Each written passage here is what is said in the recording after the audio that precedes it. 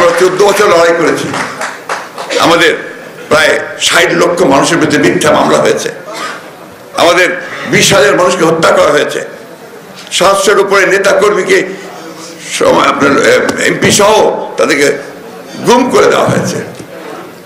আমরা সেই ঘটনা করতে চাই না। এখন এই অবস্থা নিয়ে সেখান থেকে বেরিয়ে এসে তারেক রহমান সকলকে অনুপ্রাণিত করে উজ্জীবিত করে তিনি কিন্তু আন্দোলনে ঝাঁপিয়ে পড়ার জন্য সকলকে তিনি আহ্বান জানান করেছেন।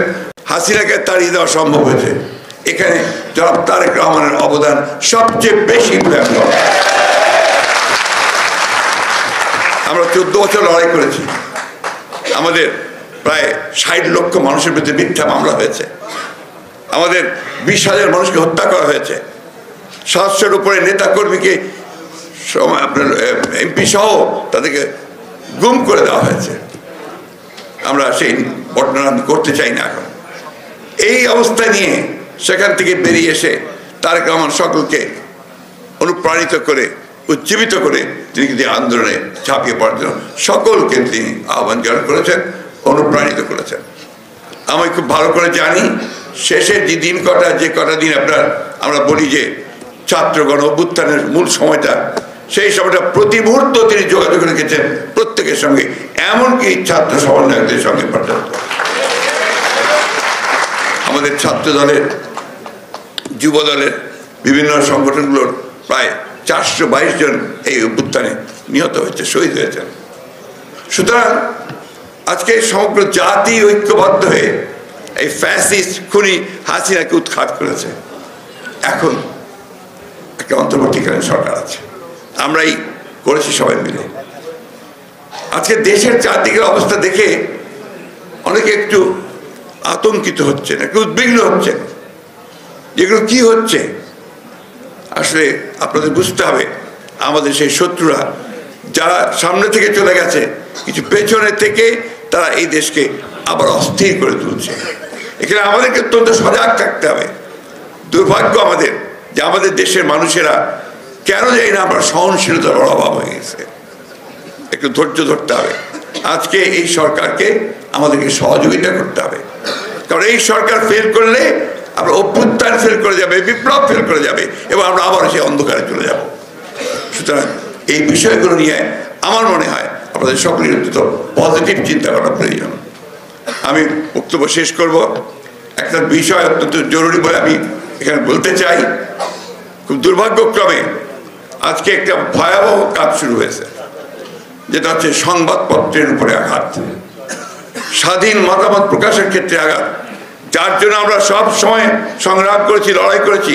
আমাদের দেশের খালেদা জিয়া তিনি প্রথম এই দশকে আসার পরে, 2001 সালে আসার পরে তিনি সংবাদপত্রকে সম্পূর্ণ মুক্ত করেছিলেন। এই সরকার ফেল করলে আমরা অভ্যুত্থান ফেল করে যাবে, বিপ্লব ফেল করে যাবে এবং আমরা আবার সেই অন্ধকারে চলে যাব।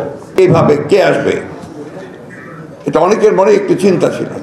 অনেকে ভাবছিল যে আমাদের senior vice chairman Tarek Rahman সাহেব এই দায়িত্ব নিতে পারবেন কিনা। আমাদের ছাত্র দলের, যুব দলের বিভিন্ন সংগঠনগুলোর প্রায় 422 জন এই অভ্যুত্থানে নিহত হয়েছে, শহীদ হয়েছে। সুতরাং আজকে সমগ্র জাতি ঐক্যবদ্ধ হয়ে এই ফ্যাসিস্ট খুনি হাসিনাকে উৎখাত করেছে।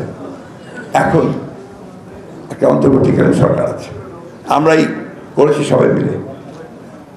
আজকে দেশের চারদিকের অবস্থা দেখে অনেকে একটু আতঙ্কিত হচ্ছেন, একটু উদ্বিগ্ন হচ্ছেন, যেগুলো কি হচ্ছে। আসলে আপনাদের বুঝতে হবে, আমাদের সেই শত্রুরা যারা সামনে থেকে চলে গেছে, কিছু পেছনে থেকে তারা এই দেশকে আবার অস্থির করে তুলছে, করে যাবে, বিপ্লব ফেল করে যাবে এবং আমরা আবার সেই অন্ধকারে চলে যাব। সুতরাং এই বিষয়গুলো নিয়ে আমার মনে হয় আপনাদের সকলের অত্যন্ত পজিটিভ চিন্তা করা প্রয়োজন। সংবাদপত্রের স্বাধীনতা সবচেয়ে বেশি ভোগ করেছে খালেদা জিয়ার সময়, বিএনপির সময়। এইটা একটা অন্তর্বর্তীকালীন সরকার, এই সরকারের পক্ষে সবকিছু একসাথে করে ফেলা সম্ভব নয়। হয়েছে যেটা হচ্ছে সংবাদপত্রের উপরে আঘাত, স্বাধীন মতামত প্রকাশের ক্ষেত্রে আঘাত, যার জন্য আমরা সব সময় সংগ্রাম করেছি, লড়াই করেছি। আমাদের দেশের খালেদা জিয়া তিনি প্রথম এই দশকে আসার পরে, 2001 সালে আসার পরে তিনি সংবাদপত্রকে সম্পূর্ণ মুক্ত করেছিলেন।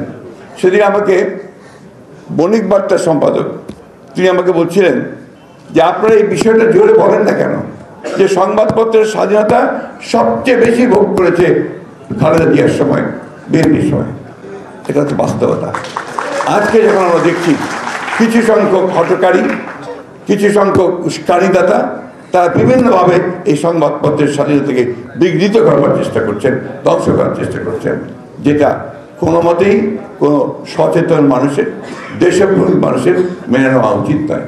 আমি অনুরোধ জানাবো সকল সংশ্লিষ্ট সকলকে অনুগ্রহ করে এই ভয়াবহ আত্মহননের কাছ থেকে সরে আসুন এবং গণতন্ত্রকে প্রাতিষ্ঠানিক রূপ দেওয়ার জন্য সহযোগিতা করুন। এইটা একটা অন্তর্বর্তীকালীন সরকার, এই সরকারের পক্ষে সব কিছু একসাথে করে করা সম্ভব নয়।